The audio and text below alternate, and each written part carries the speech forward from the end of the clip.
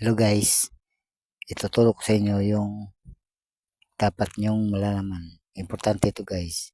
May mga warning device at saka babala na dapat nyong matutunan na hindi tayo makadamage ng gulong.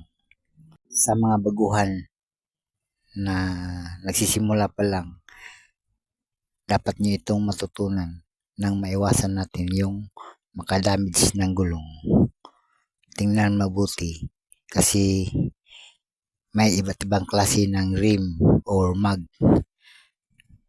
Yan. Tsaka dyan, tingnan nyo lang kung ano ang gagawin ko. Dapat nyong baliktarin paglagay sa pneumatic. Madaling bunutin yung gulong kapag ganito yung style na gagawin nyo. Tingnan nyo, binaliktad ko yung mag. Sa dahilang mababaw yung kabilang side at dito malalim. Sa mga baguhan, importanteng malaman talaga nyo ito nang maiwasan talaga yung pagkasira ng gulong. Napakadelikado ito pag hindi nyo to alam.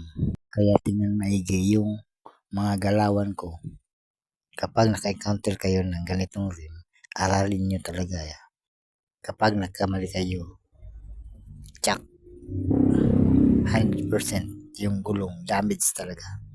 About my experience, hindi pa naman ako nakadamage, pero nagtataka lang ako kung bakit matigas talaga ukitin kapag sa harapan mo pinalaan yung gulong. Kaya natingnan ko sa loob ng rim, kaya swerte kayo kasi may ganito ng mga tutorial na magtuturo sa inyo para maiwasan talaga yung makadamage ng gulong.